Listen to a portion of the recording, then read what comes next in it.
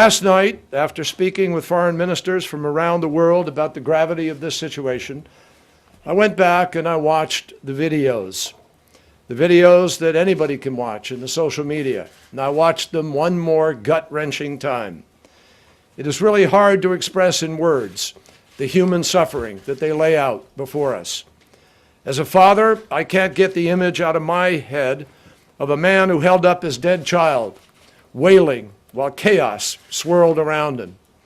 The images of entire families dead in their beds without a drop of blood or even a visible wound. Bodies contorting in spasms. Human suffering that we can never ignore or forget. Anyone who could claim that an attack of this staggering scale could be contrived or fabricated needs to check their conscience and their own moral compass. What is before us today is real, and it is compelling. So I also want to underscore that while investigators are gathering additional evidence on the ground, our understanding of what has already happened in Syria is grounded in facts, informed by conscience, and guided by common sense. The reported number of victims, the reported symptoms of those who were killed or injured, the first-hand accounts from humanitarian organizations on the ground, like Doctors Without Borders and the Syria Human Rights Commission. These all strongly indicate that everything these images are already screaming at us is real, that chemical weapons were used in Syria. Moreover, we know that the Syrian regime maintains custody of these chemical weapons. We know that the Syrian regime has the capacity to do this with rockets. We know that the regime has been determined to clear the opposition from those very places where the attacks took place. And with our own eyes, we have all of us become witnesses. We have additional information about this attack, and that information is being compiled and reviewed together with our partners, and we will provide that information in the days ahead. Our sense of basic humanity is offended not only by this cowardly crime, but also by the cynical attempt to cover it up. At every turn, the Syrian regime has failed to cooperate with the UN investigation, using it only to stall and to stymie the important effort to bring to light what happened in Damascus in the dead of night. And as Ban Ki-moon said last week, the UN investigation will not determine who used these chemical weapons, only whether such weapons were used. A judgment that is already clear to the world. On the 13th of June, the United States announced that there is definitive proof that the Assad government has used limited amounts of chemical weapons on multiple occasions on rebel forces, killing 100 to 150 people. On the 5th of August, another chemical attack by the Syrian army was reported by the opposition, who documented the injured with video footage. Now, the activists claim that up to 400 people were affected by the attack in Andra and Homa of the Damascus suburbs. On the 21st of August, Syrian activists reported that Assad regime forces struck Jobar, Zamalka, and Terma and Haza in the eastern Ghouta region with chemical weapons. Now, at least 635 people were killed in a nerve gas attack. The Ghouta chemical attacks were confirmed after a 3-week investigation conducted by the UN, who also confirmed the main agent used in the chemical attacks was sarin gas. The mission collected clear and convincing evidence that surface-to-surface rockets containing the nerve agent sarin were used in the Ghouta area of Damascus. A third-party analysis of the evidence reported by the UN showed that the sarin gas was military-grade and that rockets that delivered the sarin were launched from Syrian army-controlled territory. On September 9, Russia urged Syria to put its chemical weapons stockpile under international control. Now, the initiative was expressed in the wake of American threat of attacking Syria after the chemical attack of August 21.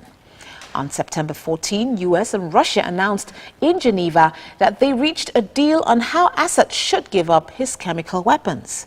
There is a clause in which we agree that we will contribute resources, including finance. To some degree, we have a certain amount of budget for this kind of purpose, and we will seek, in the process of the UN and in the effort to have a global commitment to this, help from many other of our international partners. But we're convinced the urgency of this will be a test for the international community's commitment to the Chemical Weapons Convention and to the importance of restraining chemical weapons and weapons of mass destruction. So I think the global community will participate, and this can be achievable. As to where it is destructed, the experts really need to make determinations about individual weapons.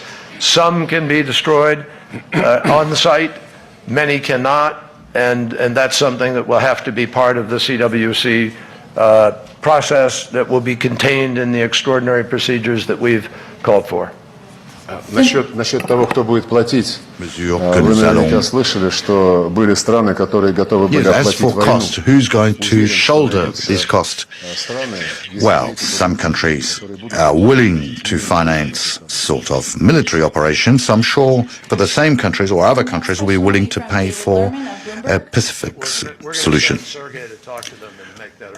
On va envoyer Sergei Mr. Secretary, parler avec Yes. le milieu financier.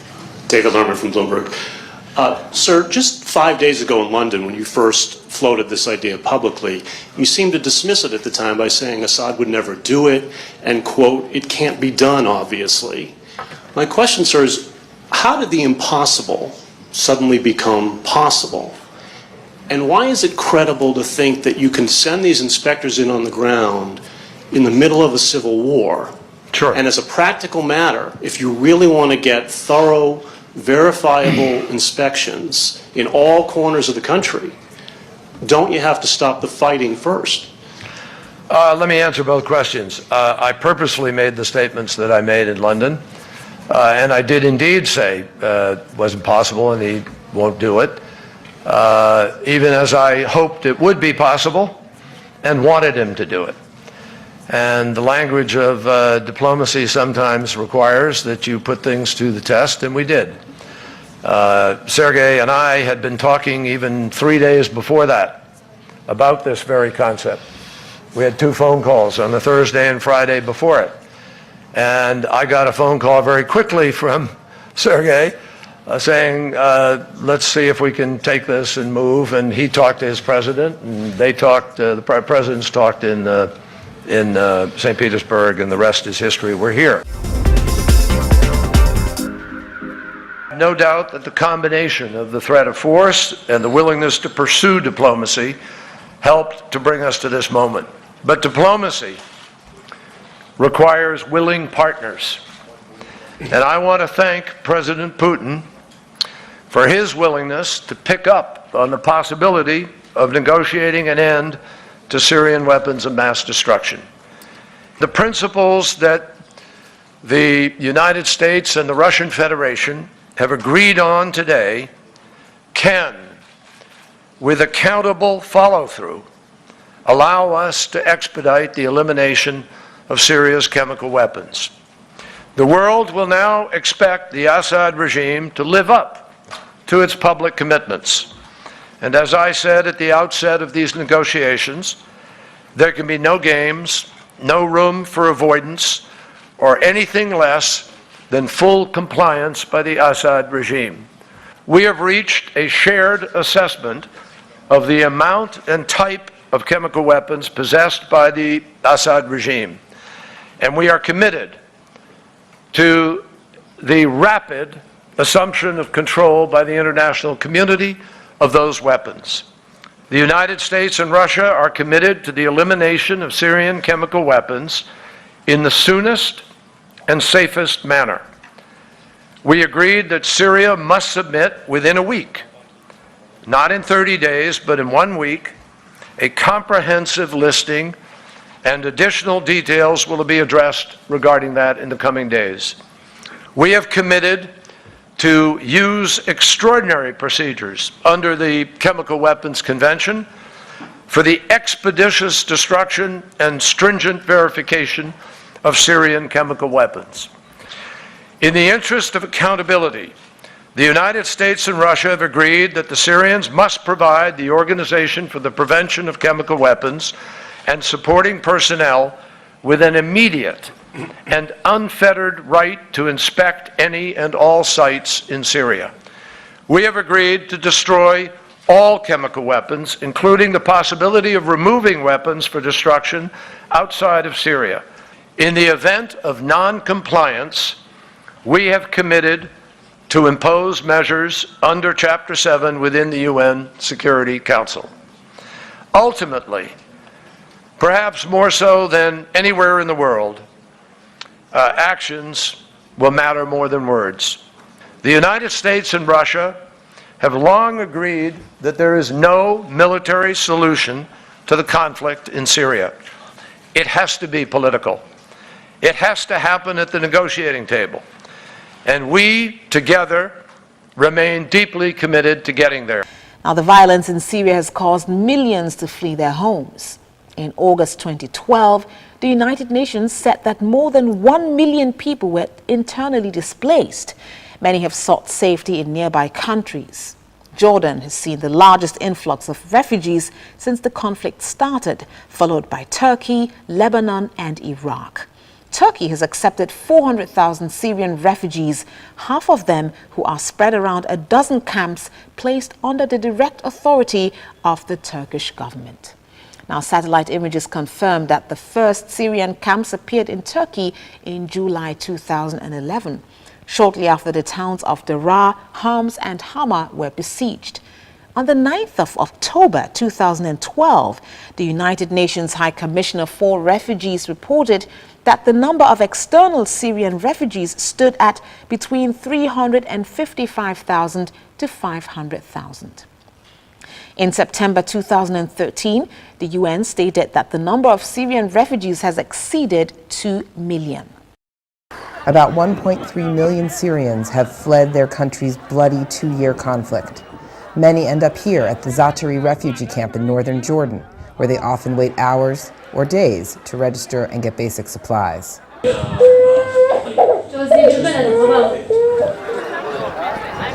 People are coming in at the rate of 2,000 to 3,000 a day into somewhere where the services are not standing, there's not enough water, there's not enough toilets, and not enough, sometimes also food and so on. So that, of course, creates attention. Zaatari opened in July and by September had 2,400 tents. Now there are 25,000 tents and trailers sprawled across 5 square miles, with a total population of perhaps 120,000 people. Zaatari has unfortunately become very known to be a place where law and order was not at its best, let's say, that there was little respect for property, lots of destruction taking place, riots, stone throwing, you name it. It's a very tough place here.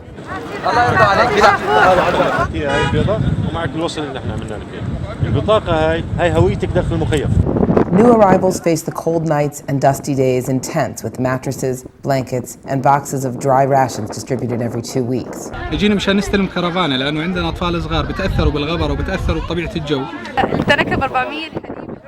After 3 months in camp, the 50-plus members of the Farwan family were told this morning to dismantle their tents with the promise of 17 sturdier mobile home units known here as caravans. بعد ما أخذنا الخيم وطلعنا الأغراض من الموقع هذا قال أخي راح نعطيكم 10 هناك واستنوا لبكرة. وإحنا صارنا على الحالة 25 يوم نقول بكرة وبكرة وبكرة. And housing means stability. Stability in the sense of people don't live under a tent which they can easily move. So we will suddenly have addresses. We will have neighborhoods which can be clearly identified, where we exactly know who actually lives behind which door, and that already makes a difference.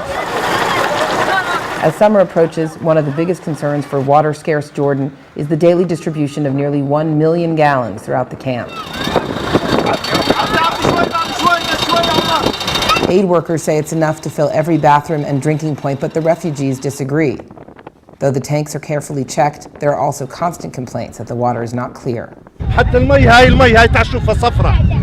شوف المي هاي صفرة. هاي شو هاي؟ هاي المي تعبت من الخزان. اعطيني اروح اعبي لك من الخزان هسه، مش تعبي انت من خزاني انا، اعطيني اعبيك منها. بتيجي ميتها وسخة. نعم. هاي المي موجودة. The Syrians, they were self-sufficient. We can consider them as a middle class economy. Every family here has either an injured person or lost one of the family members, and I can say that the level of frustration among the refugees here is higher than what we have seen in other operations. حكونا قالوا الأوضاع هون كويس كثير، تعالوا بس جينا طلع على حكي هذا كله نزل ولا في منه. يعني هربنا من الذل على أزل. عرفت شلون؟ يعني لو ضالين بسوريا تحت القذائف تبع بشار أفضل لنا من الجاي لهون. Rice, beans, tuna, oil, tea, and other staples can be picked up twice a month at no charge. Meat and produce must be purchased in the improvised markets for those refugees with spare cash. والله انه مش كافي لا، لانه معلبات، برغل، عدس، هذا الشيء ما بيقدر واحد ياكله، بده خضره اجباري ما في ماديه للخضره يعني. Of the more than 500,000 Syrian refugees in Jordan, an estimated 55% are under 18. Some of them have come without their parents. All of them arrived traumatized. ليش عملت الفرد اليوم آية؟ تجوز بشار. I want to kill Bashar. What about you, Osama? وانت أسامة ليش عملت؟ ليش عملت المسدس؟ أنا قاصم نص راسي.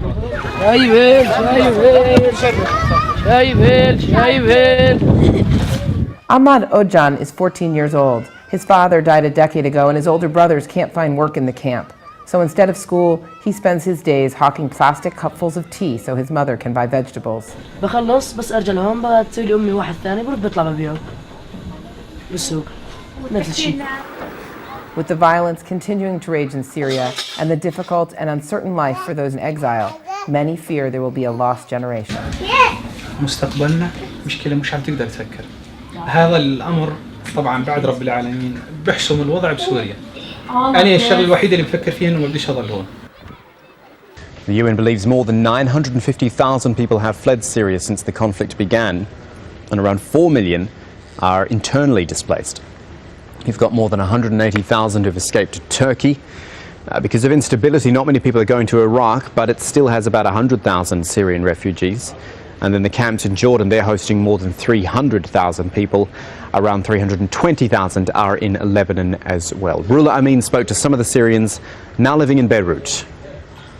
24-year-old Abed finds comfort in drinking zhurat, his own Syrian-made herbal tea. He ran away to Lebanon almost a year ago, but only to continue his struggle. He spends most of his time helping Syrian refugees. Abed says he turned down an offer to immigrate to Sweden. I want to stay as close as possible to Syria. I can't go any further away than this. Nothing is like the air in Damascus. It just feels different. Tens of thousands of Syrians have crossed the border into Lebanon in the past 2 years. Some on foot with no money, others with most basic of belongings, and some with lots of money who are staying at luxury hotels and apartments in Beirut. Now, looking at the Syrian economy, by July 2013, the economy has shrunk 45% since the start of the conflict. Unemployment increased fivefold, the value of the Syrian currency decreased to 1/6 its pre-war value, and the public sector lost $15 billion. Now, still on the chemical weapons use controversy, just days after Russia and the United States reached a deal on getting Syria to give up its chemical weapons, world powers are quarreling over the details. Now, the agreement reached by Russian Foreign Minister Sergei Lavrov and U.S. Secretary of State John Kerry calls for a UN resolution demanding that Syria turn over its chemical weapons to international control in a specific time frame. Though Russia won't support any resolution that would authorize the use of force against Syria, the United States and France want to keep the threat of force on the table if Syria does not comply. It's a report much of the Western world has been waiting for, but it was far from a slam dunk. UN Secretary General Ban Ki-moon. Chemical weapons were used on a relatively large scale in the Ghouta area of Damascus on August 21st, causing numerous casualties, particularly among civilians. It is the most significant confirmed use of chemical weapons against civilians since Saddam Hussein used them in Halabja in 1988, and the worst use of weapons of mass destruction in the 21st century.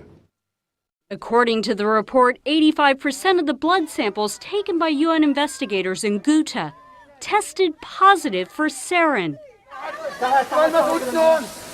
Ban stopped short of assigning blame for the attack, but did add, "Do not slaughter your people with gas." We will not tolerate avoidance. The U.S. is calling for a complete and immediate handover, a point which prompted this response from Russian Foreign Minister Sergei Lavrov. As for the statements made by our partners, saying that a resolution has to be adopted as quickly as by the end of the week, well, this, first of all, shows a lack of understanding of what John Kerry and I agreed upon. The U.S., along with the UK and France, say they plan to seek binding deadlines for chemical weapons removal in a UN resolution this week. Now, in closing, we would like to propose that the best response to the pain of chemical weapons is to bolster a push for the Geneva peace talks.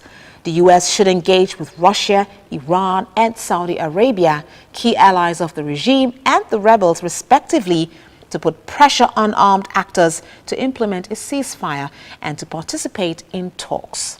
Now, engagement with Russia requires U.S. assurances that the U.S. does not seek unilateral regime change in Syria, but is prepared to support talks with the Syrian government aimed at a negotiated transition. Now, analysts say that war never brings peace. It may bring a cessation of hostilities for a time, but war begets war. Now, this leaves diplomacy as the only way forward. At the moment, European and American diplomacy is directed at persuading Russia either to allow a tougher UN response or itself to act to undermine Assad. The perception that Russia is the key to avoiding a full-scale civil war in Syria is probably correct. But what is less clear is that the West is going about this the right way. This is where we wrap up this edition of Inside the News. My name is Zoe Okafor. Till we come your way again, same time next week, we would like to reiterate the fact that war never brings peace. It may bring cessation of hostilities for a time, but war begets war. Think on this as you contribute your quota to world peace.